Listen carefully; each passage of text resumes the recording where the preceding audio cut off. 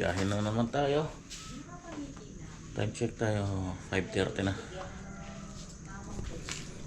Nakasakay na lahat yung mga dala-dalahin natin. So tara na, wala na bang naiwan?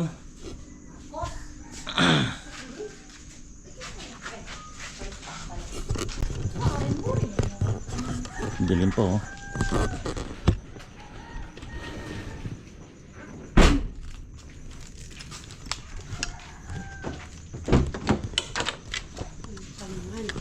Ay, dilim na. Okay. Thank you, Lord. Bless this trip, Lord. Ingatan mo po kami. Hatid po kami ng ligtas at payapa sa aming patutunguhan. Jesus name. Yun o, pagdating lang naman. Nagawa ka pa o. 7:10. Gusto natin itong ating mga supply. Damadalahin.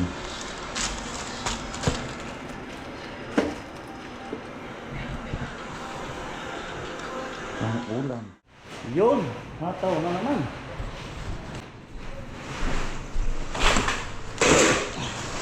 Dinala ko yung ladder ko na ay, kamukha nito. Mas maiksi lang ng konti dito. Dito ladder. Ito.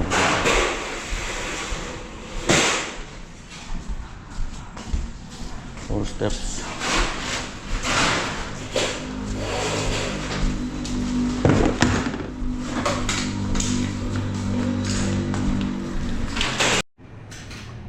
Pag-layout na kami. Ito muna yung unahan namin. Hindi pa rin pala pwedeng mag-ano dito dahil wala rin. Kailangan din yung pinto dito.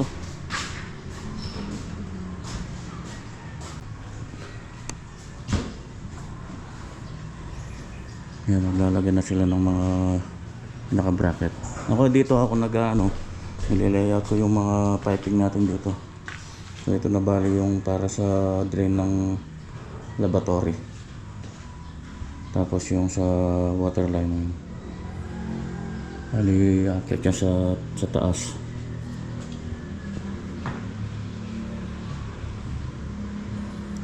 Doon na sa taas ko ipapadaan. Mas madali dito. Pababa dito. Magtiti siya dito. Papunta doon sa shower.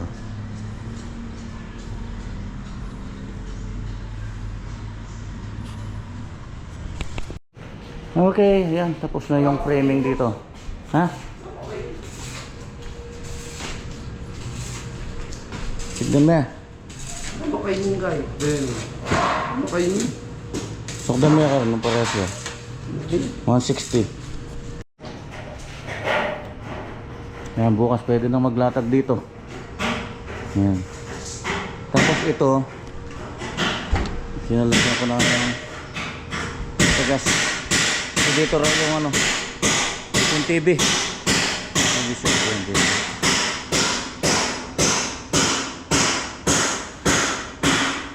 Dapat na naglagay sila ng bracket.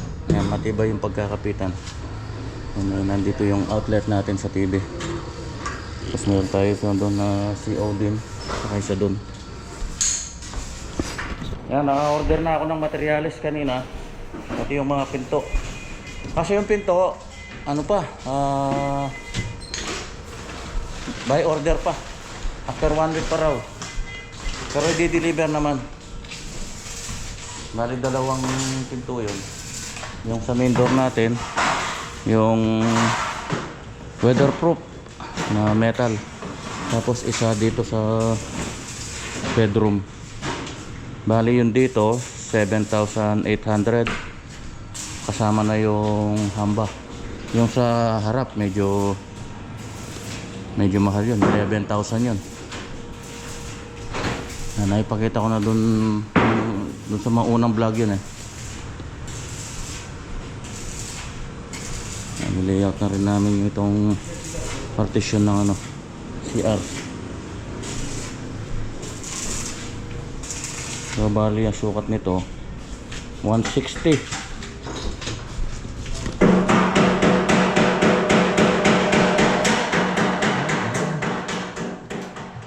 tayo, kape. Ang nagluluto ng almusal si Calvo. Kape lang muna. Ayan, tataw tayo ulit ngayon. Pwede na maglatag dito kaso wala pa yung mga materials na in-order ko hapon. Yung mga screw kailangan. Screw tsaka blind rivets. Ubus na yung mga ano natin eh. Screws. Gypsum screw. Ito na lang muna ipapatira ko para ma-layout ko na yung mga piping. Ngayon may ano tayo doon, abang. So umakyat na sa taas, tapos magtiti tayo dito papunta doon sa shower. Tapos lalaglag ko dito. Yun, dito hindi tayo kukuha. Kakaroon na lang ng gate valve doon. Kailangan na nating madaliin ito dahil dami ng mga tumatawag na client sa Pampanga. Nagpapaumpisa na ng mga pinapagawa.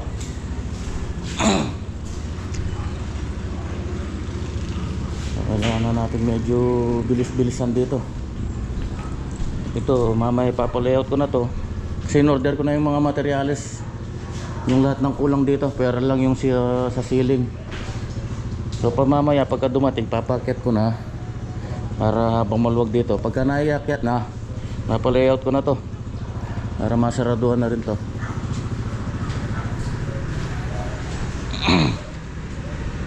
Yung mga pang ceiling nito magaan lang naman yun eh, yung mga fashion board na 4.5 mm.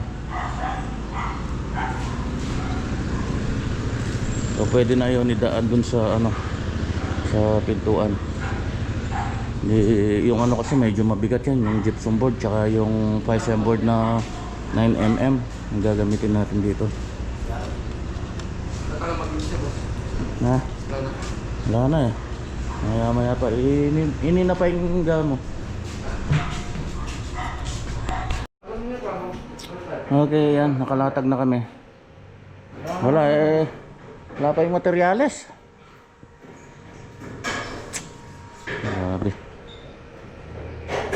So pinalayout ko na rin tong partition dito, ayan. So ito bali yung pagkakapitan ng mga hamba niyan. Mga opening niyan. Tignan mo. Hindi ka baka kasing plano. Kasi pwede yan. Tignan mo. Pagka dumating yung materyales, may pasok na lahat dito, ayun. Ano ko na to. Papadiretso ko na to. Break time muna kami. Oh, tara! Ayan, yung mga CO. Ito para sa TV to. Ayan. Ito yung wall bracket natin para sa AC. Ayan. Tagal ng materyales. Pambihira. Hindi makakilos eh. Kulang sa materyales.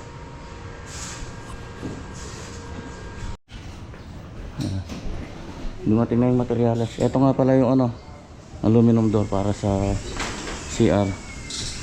Ayan, kulay white. Half glass, half aluminum.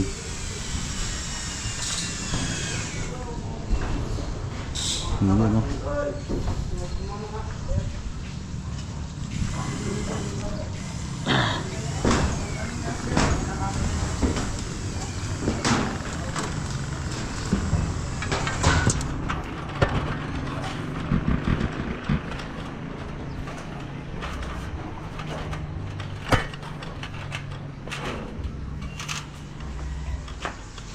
Yung mga stud natin at saka runner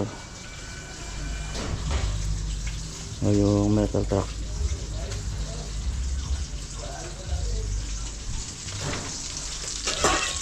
Ang ulam natin, daing na bangus. Pero pag inom yung bilak ba?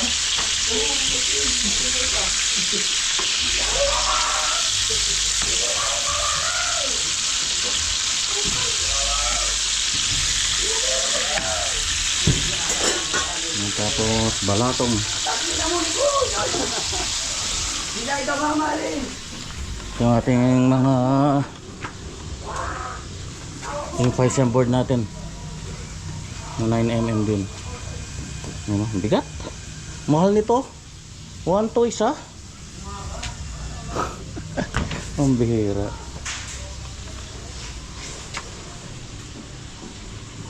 Samantalang yung 18mm na binili ko nito sa ano sa Pampanga 1.6 lang.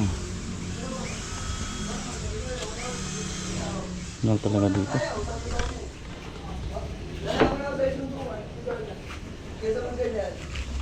Ito yung mga Subukan lang kita sa mensahe.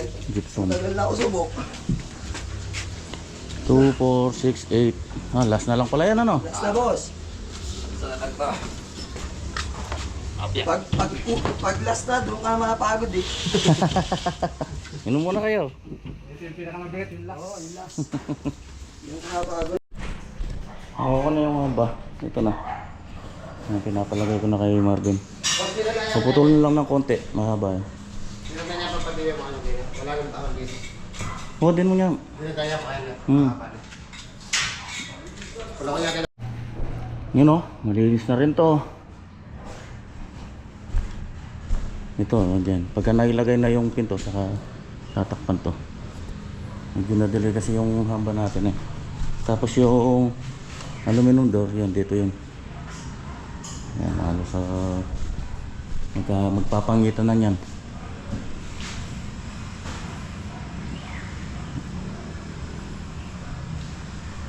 Hataw, hataw. Tapos ito na pala, nailayout ko na itong kwarto. Lagyan ko na ng mga metal truck. Tapos sa taas niyan, metal truck din. Merienda muna tayo para lumakas-lakas. Okay, update muna. Ayan, nakapagtayo na ako ng mga stud dito. Putol dahil dudugtungan pa yung metal truck doon sa taas eh. Temporary lang yan. Tapos ito yung ating hamba. Ay, kasama ni Marvin. Yan o. Bukas matatakpan na ito. Mabubuo na ito bukas. Tapos yung dalawa. Yan, nagtutuloy na sila doon sa kanya kami. Ako nang bahala dito kako.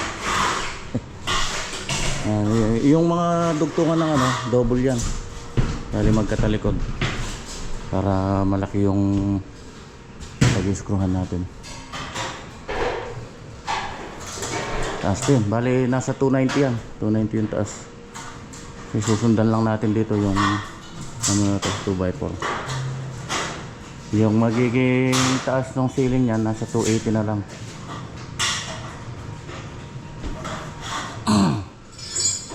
Tapos ito yung opening na ng pinto ito. 80 lang yung pinto nito. 80. So doon yung hampas dito.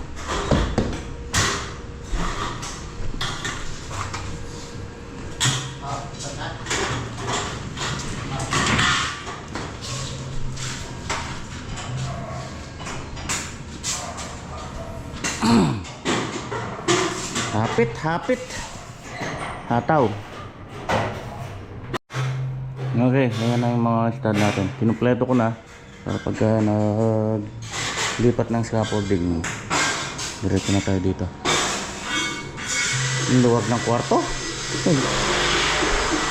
Yung hallway nasa 1 meter. Ayan. Ang luwag. Ano? Pang master talaga.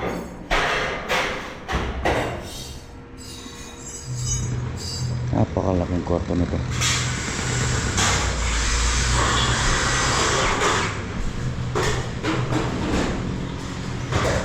Tapos doon may ano tayo dito, walk-in closet.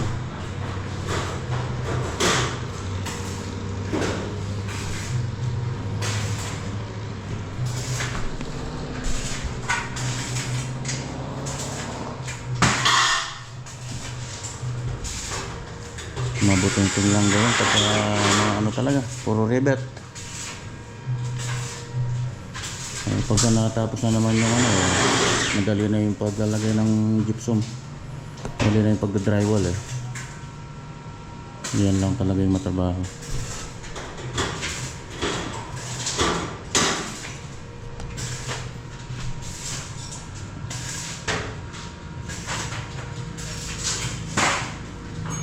Ito, makakapagdingding din bukas siguro dito. Di daling welding dito, yung welding gear. Request namin kaya mo wala nga ako Ay, kayang babo, diyan alin mo na. Sige. yung board. Halika eh. Fashion board. Tangar duplex. Duplex. Na muna yun. Mauna muna dapat yung ano nito para ipitin. Kasi maliit na lang yung sa kabila eh. Maliit na lang. Tapos para lumaki. Tapos yung stud, sasandal dito. Yes, ano lang dyan. Zero na rin kaya boss. Wala lang laos niya. 80 ah.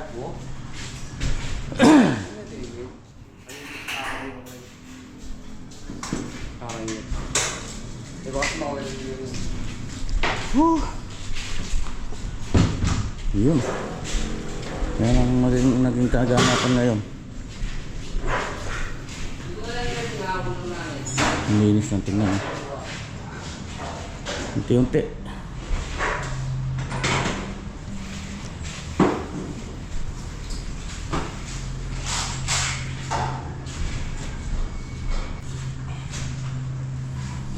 Na, laksin ko na. Nabubuo na. Unti-unti nang nabubuo. May partition na ito. Tapos mayroon na rin to. Yung harap na lang. Saging nga, pagka lang kayo. Ano nyo na rin? Saging! Muti! Kamuti. Wala ako Ang pamerienda si Gabo, nagbenta kami ng ano kanina, mga scrap. Naka 300. Sobrang mura naman yung ano, sa isla. Yung scrap na ano, yero, sa is yung bakal 9. Yung sibak, sa is lang din. Sa Pampanga, yung last akong nagbenta ng mga scrap, yung bakal 13. Yung yero 9. 9 dun sa Pampanga. Ewan ko, baka bumaba lang ngayon.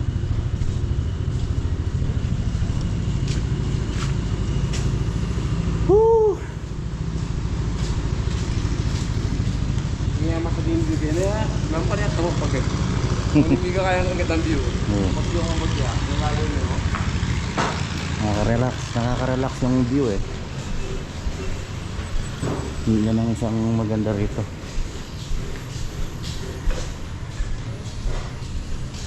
Yan, ang ganda ng view. Oh.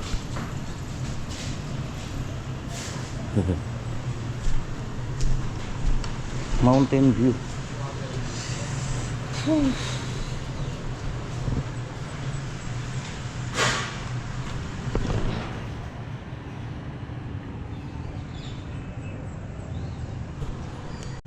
Okay, hanggang dito na lang muna.